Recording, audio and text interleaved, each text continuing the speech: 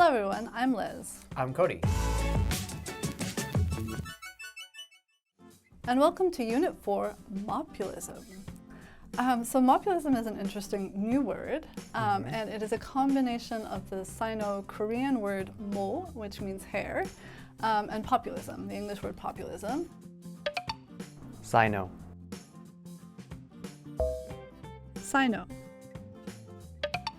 And it refers to this kind of campaign promise by the presidential candidate, Lee Jae-myung. And he has promised that he will make hair treatments covered by national insurance, the national health insurance. I support this. And so the national health insurance does currently cover hair treatments for people who've lost their hair due to diseases. Right.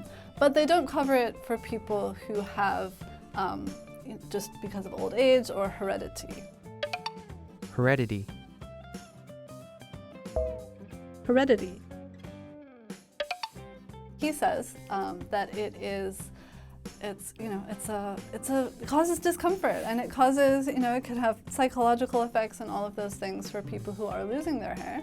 And he says it should be covered by health insurance. And the male population makes up a sizable, half of the country, Right. and men who are losing their hair probably make up a fairly large proportion of that.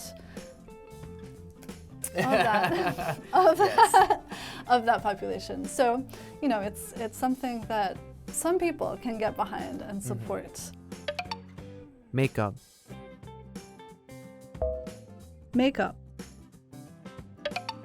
So, going back kind of to the election, how closely have you been following the election and their, issues and promises? Not close at all. I just look at the headlines about promises made.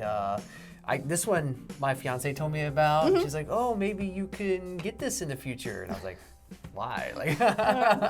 Like, sure, having them pay for what, I don't know, some sort of wig, or I don't get hair treatment, and it is hereditary for me. Genetically, I'm just losing my hair at a young age, so I'm gonna shave it in a couple of weeks. So next videos, you might see me bald completely. But other than this, I've heard of some few examples just on the headline. Try to get little niche pockets of voters to vote for them. Have you been following anything closely?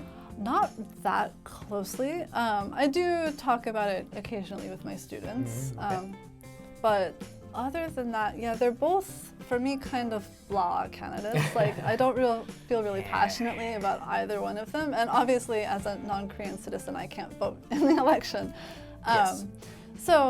But on both sides, mainly on maybe the conservative side, they have been talking about foreigners in various contexts. So it does have a big impact. Truly. But again, not something we have all that much control over. Right.